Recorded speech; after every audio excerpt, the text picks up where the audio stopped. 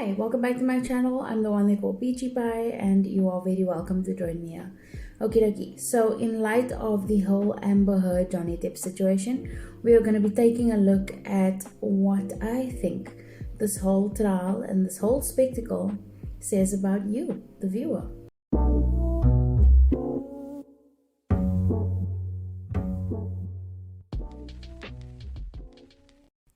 Okay, before we continue, I just want to pop a trigger warning here because we are talking about issues revolving around abuse, and we're talking about mutual abuse, and we are also talking about situations in which people are making light of abuse. And if those things are triggering to you, please feel welcome to just pop off this video.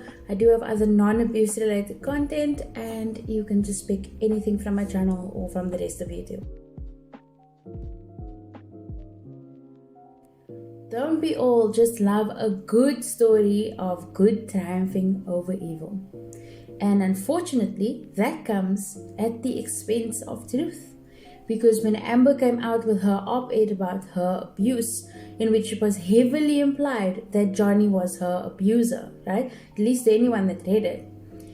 What happened was you had this large backlash directed at Johnny, where people were saying, we're going to boycott his movies, we're going to boycott brands that work with him. People started labeling him as a wife beater, The Sun, the most reliable newspaper in the UK, I believe. But that was what happened. People just jumped on like this situation without the whole thing actually being proven true or accurate within the confines of a court of law.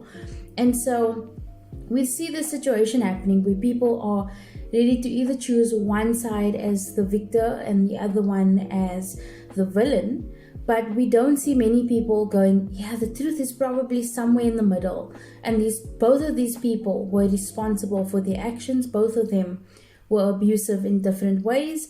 Just because someone doesn't hit someone does not mean they did not abuse that person. Verbal insults, that's also abuse, okay? So it doesn't matter who instigated. Chances are, even in accordance with what the psychologists who have been involved in the case have said, there has majority of the time been mutual abuse in this relationship. Here we see everybody saying, well, not everybody, but the large amount of people saying Johnny is innocent. And that's really concerning for me.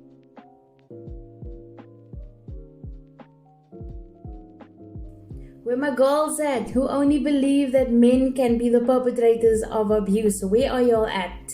Because I want to see you Amber Heard supporters stand up here and not understand what abuse looks like, or the fact that it can be perpetrated by anyone, not just men. Now, unfortunately, this, I think, is a result of misogyny, again, in which men are responsible for certain things and men can be the major aggressors. In majority of domestic violence cases involving physical abuse, the majority of the time that is perpetrated by men. But we don't have the knowledge or the statistics on emotional abuse, financial abuse, because people are not really looking into that. It's hard to determine emotional abuse. It's hard to quantify that.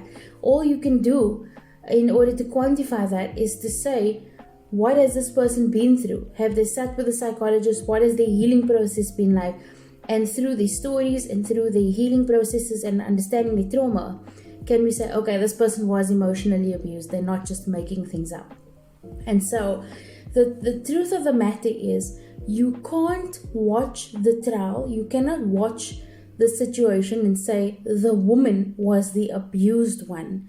You have to say, in fairness, they both abused each other. So they are both victims of abuse and both perpetrators of abuse in various forms. And it's unfortunate that you've got these women, these people, these Amber Heard supporters going around condemning Johnny Depp as the main abuser when that's not even the case. And the same can be said for Johnny Depp supporters who are saying he's completely innocent. We are in dangerous territory here, people, when we decide to choose a side over what the truth is.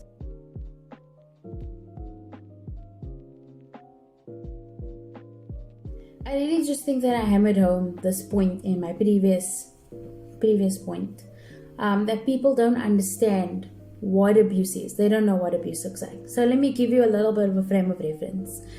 If you are neglecting an elderly person staying with you in your care and you are receiving finances for them, or even not, but if they are in your care and you are neglecting them, that's elderly abuse. If you are a parent and you are not making an effort to provide food, shelter, and clothing for your child, that's neglect, which is also a form of abuse. If you are a spouse or partner that denies your spouse access to finances, or tries to control their finances, or abuses their finances by spending all the money and creating unnecessary debt, that's also abuse. When you are slandering someone with their friends and family, telling them what an awful person they are to you, and trying to convince other people that they are an awful person without their knowledge, without them having an opportunity to respond to that, that can also be a form of abuse.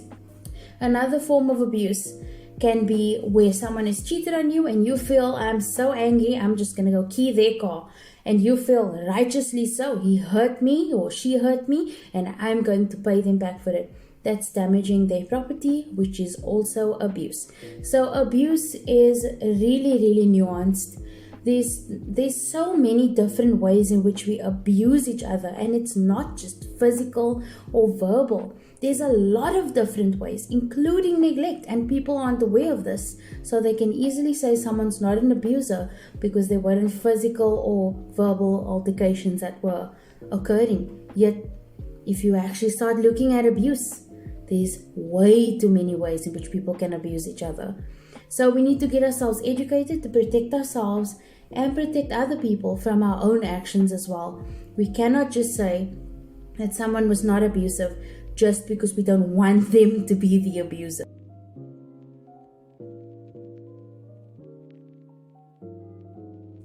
Another thing that became apparent to me while watching this trial was people were remarking about Amber scribbling notes down, and sometimes about Johnny drawing in court or making jokes and all of those kind of things. You need to understand that these people have been abused or have abused each other, and this trauma is going to show itself in many different ways. Johnny is a known addict in the entertainment industry. He's a known addict. And addicts are people that have serious mental health or trauma issues that they are using their addiction to medicate or to distance themselves from that pain. Please, I need you to bear in mind, as the audience watching this whole thing unfold, remember that Johnny Depp, also a victim of abuse, is sitting in court a few feet away from his abuser. Okay? Amber Heard is sitting a few feet away from her abuser. Perhaps Johnny's abuse wasn't physical, but his abuse might have been emotional and verbal. That's still abuse. They are sitting apart from each other and they have to listen to what each other says. Whether they agree with it or not is irrelevant. They are sitting opposite their abusers. So they're going to cope with that in different ways. Someone that has to deal with an abuser and has an addiction problem is going to want to smoke or drink or take drugs or something immediately to numb the pain of having to interact with that person. But if they can't do that because they're sitting in a court setting, maybe they'll doodle, maybe they'll draw. We need to be sympathetic and we need to be understanding, because we are not in the same position as these two people, and they are probably both hurting incredibly much. Being around each other, being seen by the world as good or bad, is probably extremely hurtful for both of them. And so we really need to be sympathetic to the situation that they are in.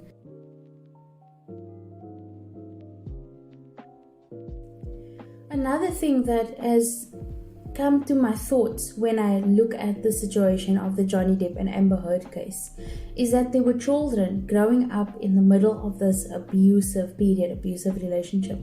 Children growing up with a parent that is abusing a substance is bad enough as it is. It's a difficult experience for them. But growing up in an environment where there is verbal and physical abuse, that must be awful. Even to hear certain things, right? Because kids pick up on things quickly. Johnny was injured. You don't think his children would have seen his hand and had to listen to him make excuses, would have been skeptical of the reasons that he gave for those injuries, would have thought she's supposed to be our new mom, or she's supposed to be like a mom to us. Why does she behave like this? Why are they fighting? The children are getting hurt in the midst of all of this. And they are also being hurt by us enjoying the spectacle.